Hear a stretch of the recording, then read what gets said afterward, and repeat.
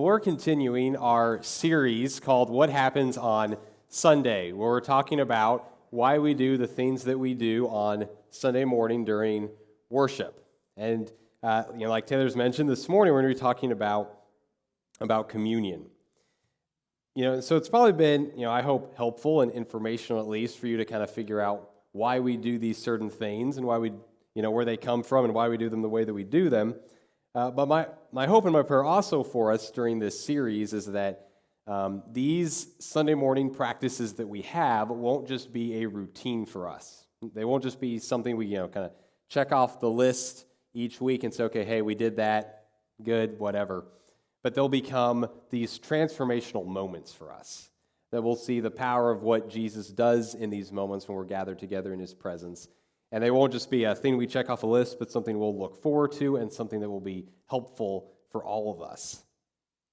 And so as we dig into, communion and what communion is, for a lot of us, maybe communion is a little bit confusing or a little bit interesting because different churches do it different ways. So depending on your background, you may be like, well, at this church they do it this way, and here we did it this way, and as a kid we did it this way, and is it just like, when I was a kid, I was like, it's just like snack time for the adults, because like this little thing of bread, little juice. And I was like, well, Children's Church Snacks has it way better. I mean, you get a whole bunch of goldfish and like a whole juice cup, and sometimes you get seconds. I mean, you don't get seconds of this, right?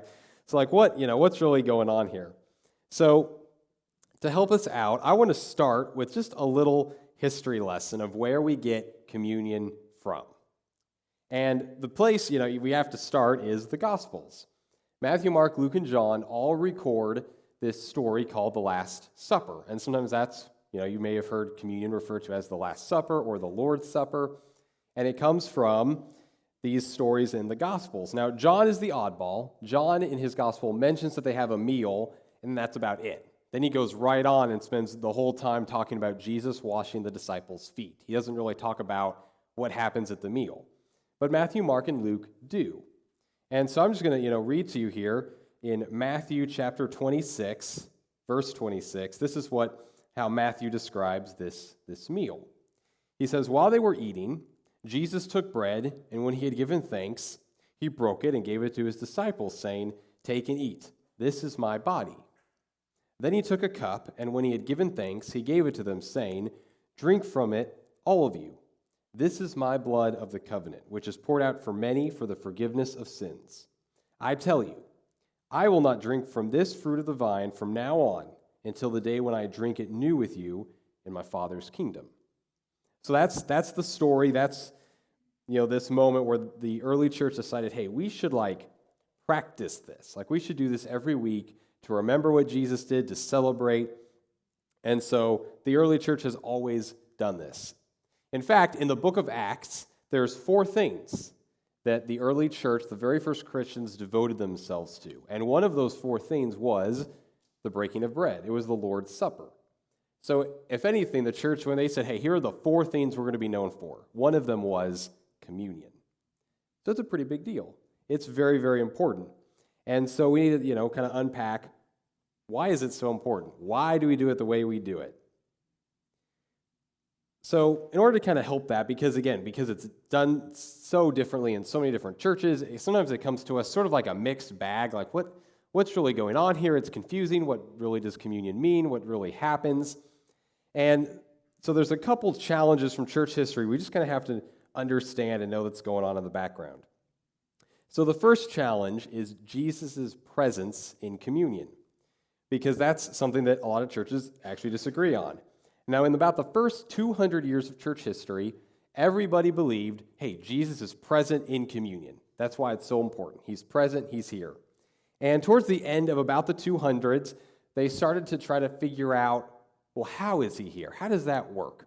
And over about the next 1,000 years or so, theologians developed that until eventually it became a doctrine that if you grew up Catholic or familiar with the Catholic Church, you've probably heard this word. Here's $1 million word for you.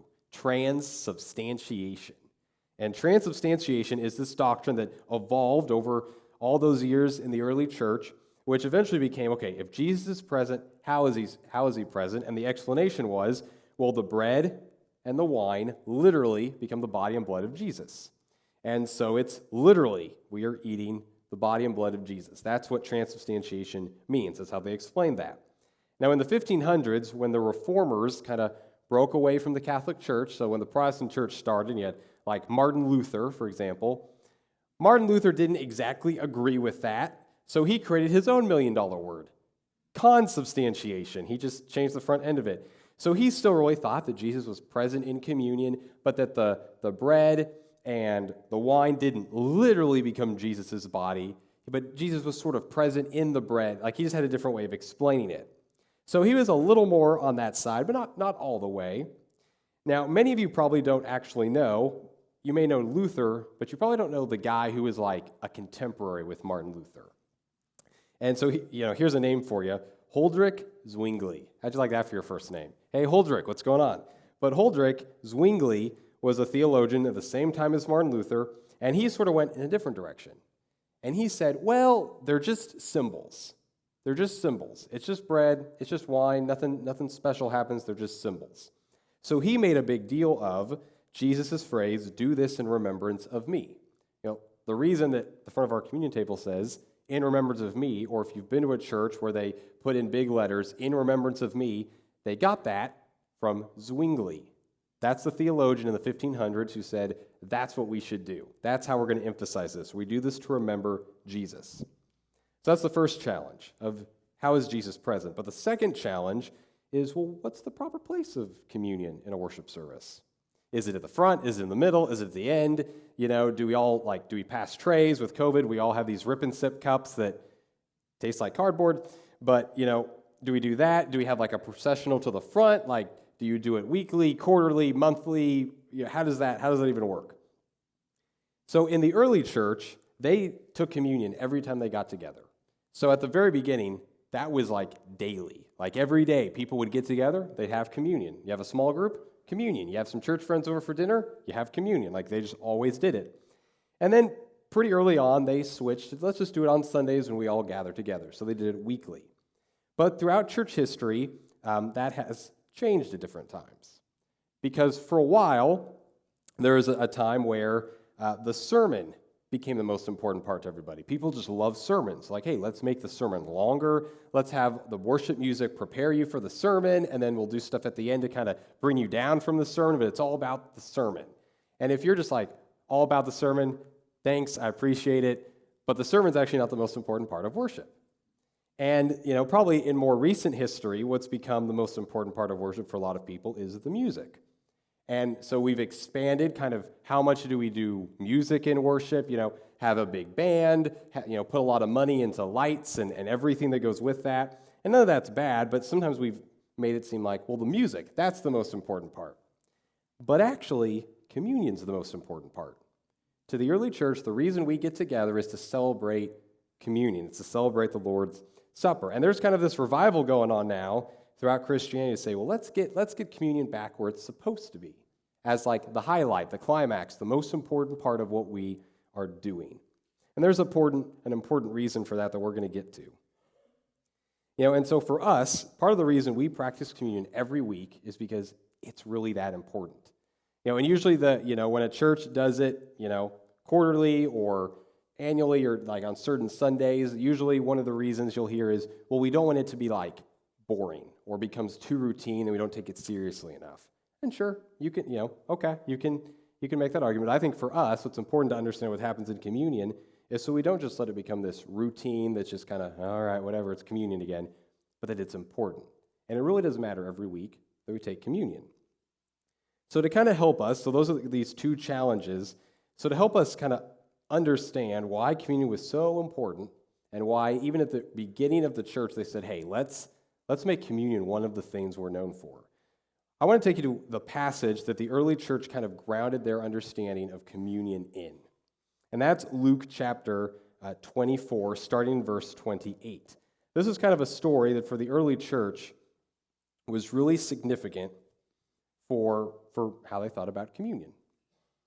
So this story occurs right after Jesus rises from the dead. Some of you will be familiar with it. It's, the journey on the road to Emmaus. And Jesus, he's on the road, he's just resurrected, and he meets these two guys. And they're talking about what's happened in Jerusalem and this person who's been crucified, and was he really the Messiah? And Jesus comes up and talks with them for a bit, and then this happens at the end of kind of that exchange in verse 28.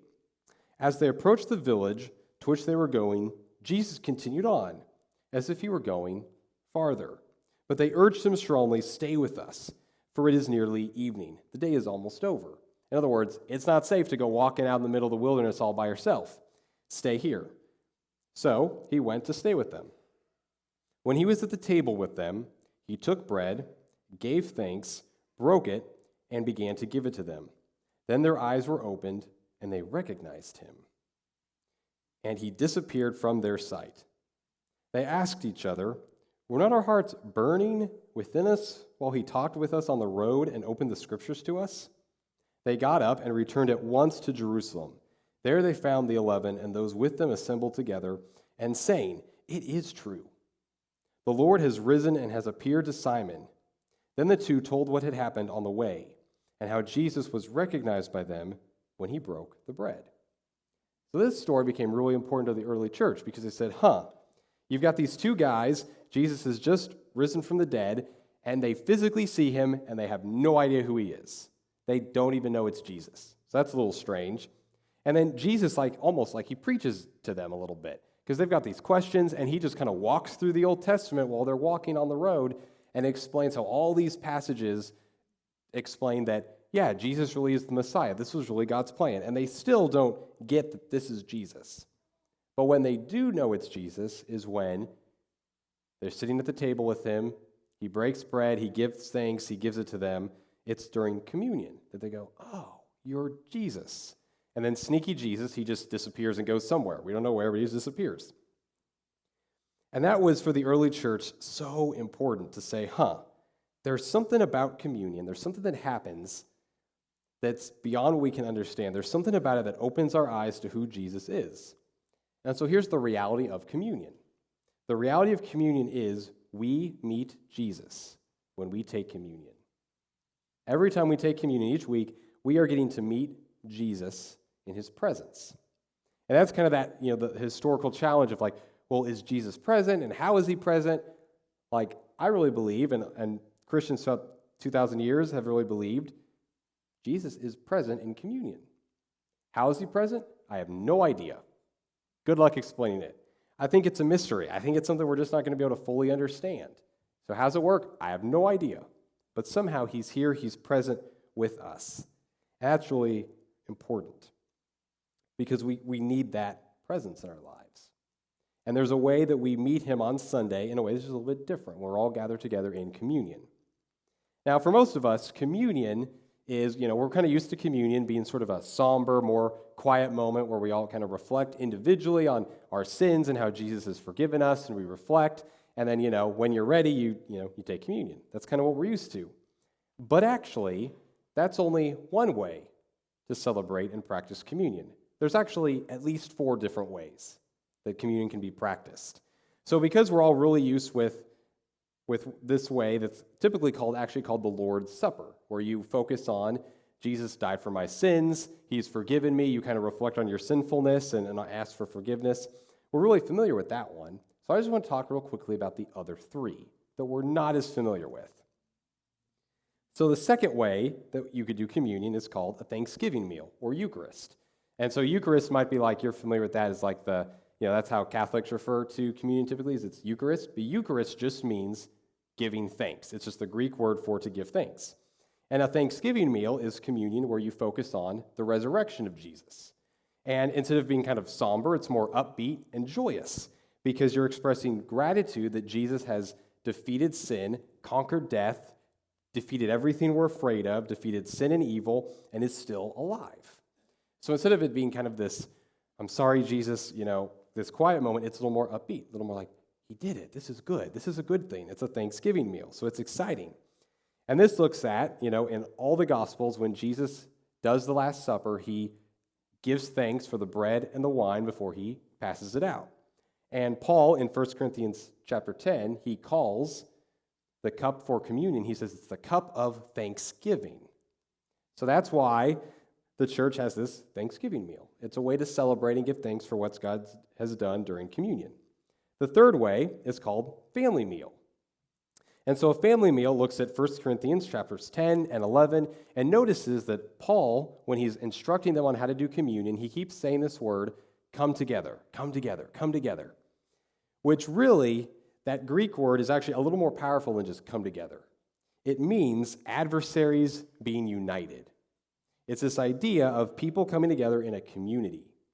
And even, this is typically, we like to sometimes call the family meal communion. And literally, it's in the name, come union, like come together. It's right there. And it's this idea that we get to celebrate fellowship with God. It's that for worship and for communion, it is God inviting us to his dining room table. And we're going to sit down, have a meal with him. And just like when you have a family meal with somebody, right? You're having fun, you're laughing, you're talking about serious things and funny things, you're just talking about how your day went. It's this kind of close fellowship. Because you don't get invited to just anybody's dining room table. It's a special invitation.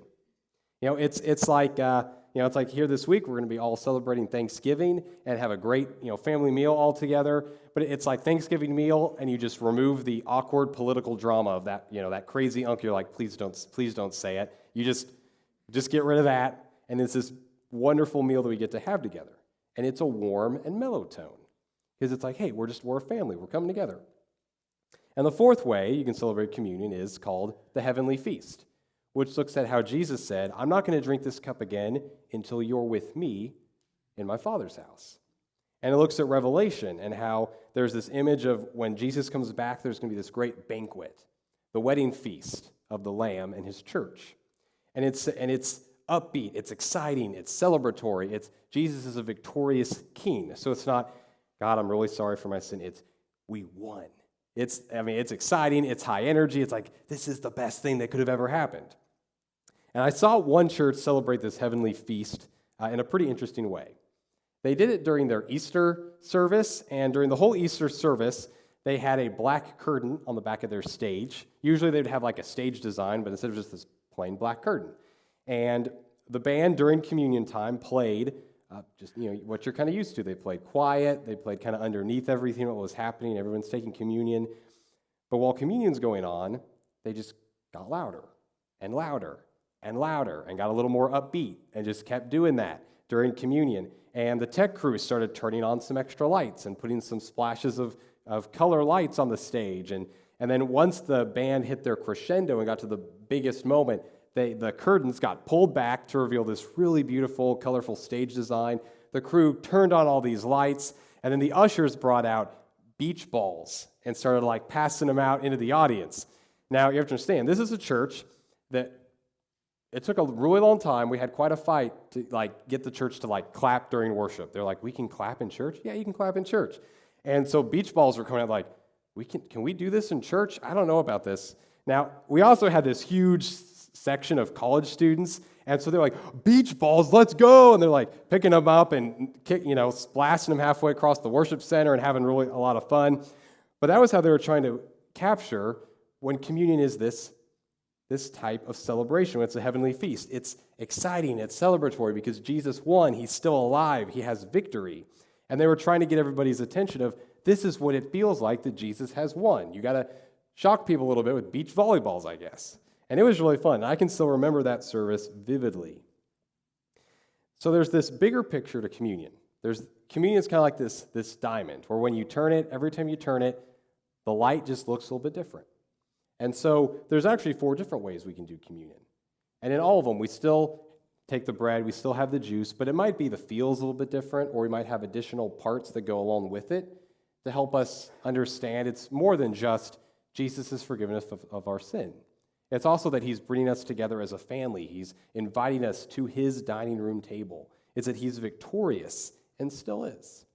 And we need those reminders and that presence from Jesus in all of those ways in different seasons of our life. So if you've been paying attention to this series, then you'll remember that every sermon I've said, hey, this series is rooted in the book of Hebrews. You're checking your watch we haven't even gotten to the book of Hebrews yet. So is this a really long sermon? No, don't worry. We're almost there.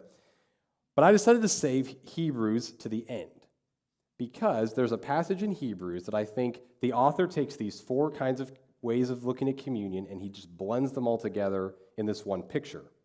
So in Hebrews chapter 9, starting with verse 11, here's what he says. But when Christ came as high priest of the good things that are now already here, he went through the greater and more perfect tabernacle that is not made with human hands. That is to say, it's not a part of creation. He did not enter by means of the blood of goats and calves, but he entered the most holy place once for all by his own blood, thus obtaining eternal redemption. The blood of goats and bulls and the ashes of a heifer sprinkled on those who are ceremonially unclean sanctify them so that they are outwardly clean. How much more then will the blood of Christ, who through the eternal Spirit offered himself unblemished to God, cleanse us our conscience from acts that lead to death, so that we may serve the living God? For this reason, Christ is the mediator of a new covenant, that those who are called may receive the promised eternal inheritance, now that he has died as a ransom to set them free from the sins committed under the first covenant. In other words, all the different ways that we can celebrate communion are right here. That Jesus has died to cleanse our conscience, that he is victorious because he went through this perfect tabernacle that's not a part of creation. He's still alive because he's our high priest mediating between us and God, and he's called us. He's called us to come into his Father's house, into his dining room table, and be a part of his family. So it's all combined in this picture that the author of Hebrews gives us. Because what happens in this moment of communion is something that's just beyond what we can understand. See, when Jesus used the word "in remembrance of me," that's actually this little Greek word that it actually doesn't just mean like, I remember, like, hey, where are my car keys? Oh yeah, I remember where they're at. It's not that kind of remember. It means more like there's something in the past that affects my present. And because it affects my present, it tells me about my future. It's this word about something a long time ago making a difference today. And because it makes a difference today, it changes how I'm going to live.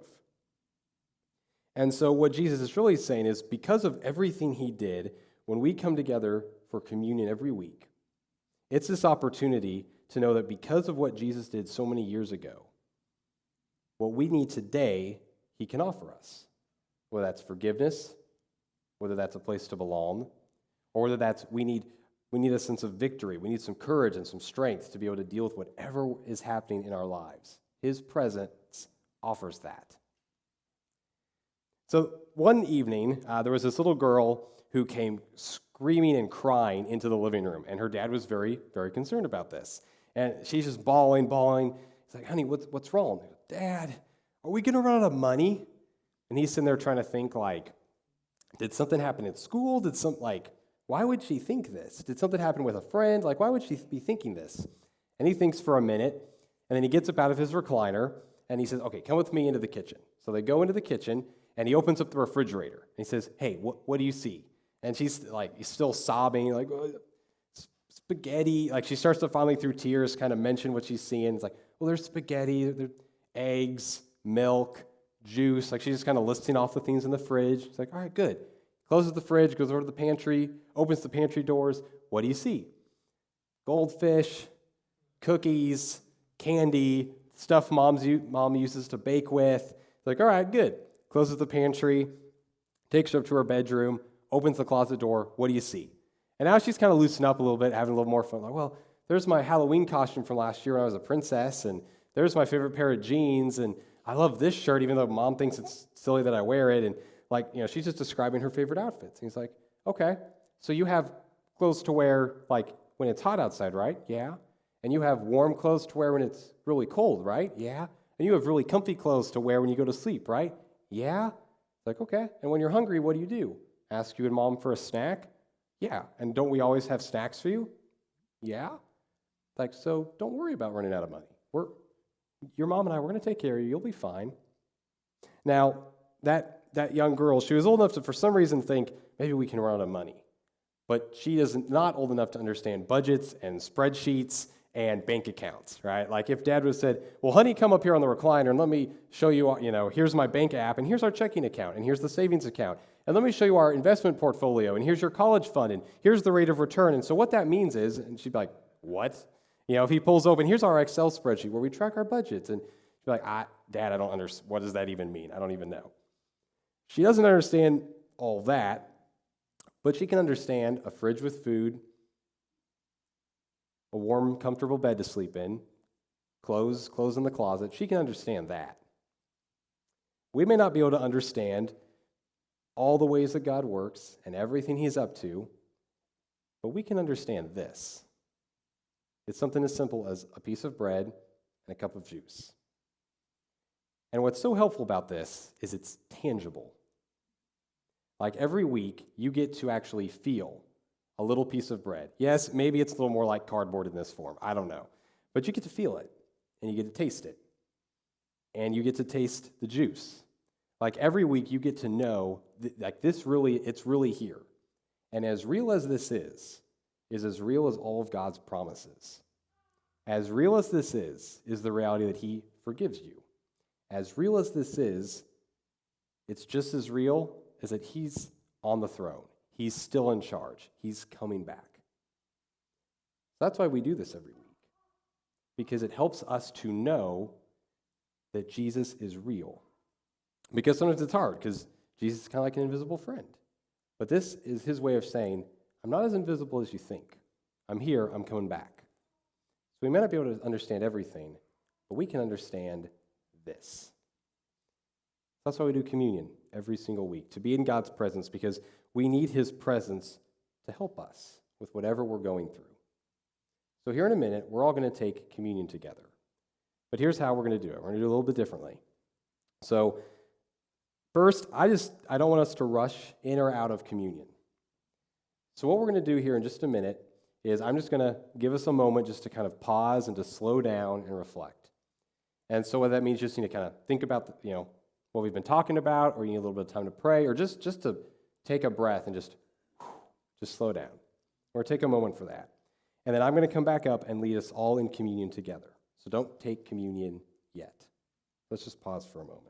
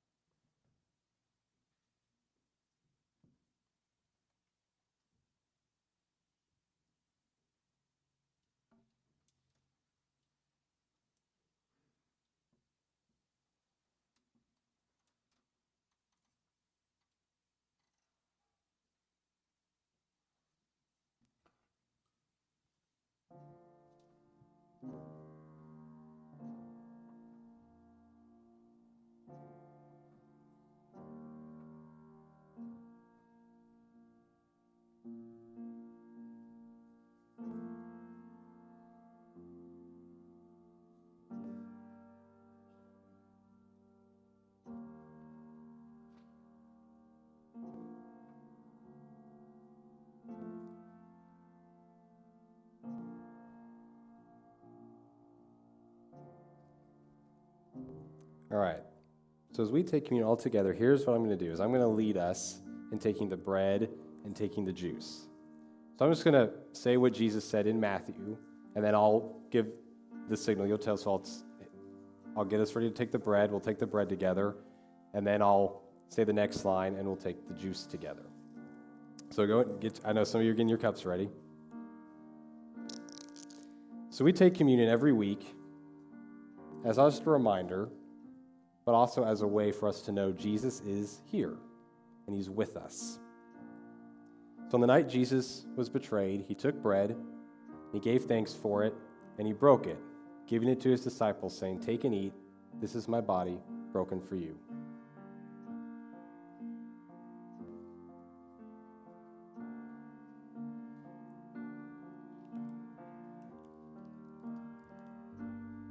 Then Jesus took the cup, And after giving thanks, he gave it to his disciples, saying, "Take and drink, for this is my blood of the new covenant poured out for you and for all for forgiveness of sin."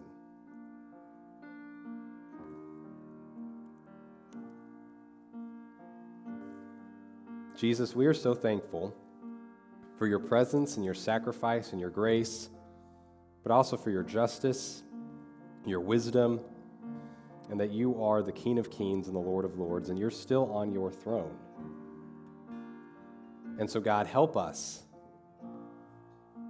Help us in times when we're discouraged and want to give up. Help us in times when we're just too prideful and need some humility. Give us the wisdom to know how to live our lives and how to follow you well. And Holy Spirit, help us to be more aware of your presence, of your voice that's still calling us and leading us. Thank you for all you've done for us and all you'll continue to do for us. And help us hold fast until you come again. Amen. Now, as we get ready to continue to worship through music, I'm going to head to the parlor on my right, your left. And if you're in here and you haven't decided to follow Jesus yet, I'd love to talk with you. You can come back there during these next couple of psalms. Or if you just need some prayer, I'd love to meet you back here and pray with you as well. And if you're watching us online, hey, we're so glad you joined us online, and we'd love to see you in person soon. We hope you'll come visit us. But if you also have a decision to make for Jesus, want to know more about what it's like to follow him and belong to a church, all the information you need is going to be on the screen. So that's our phone number, email address, and you can always send us a Facebook message, and we'd love to connect with you and help answer questions and help you find a place to belong.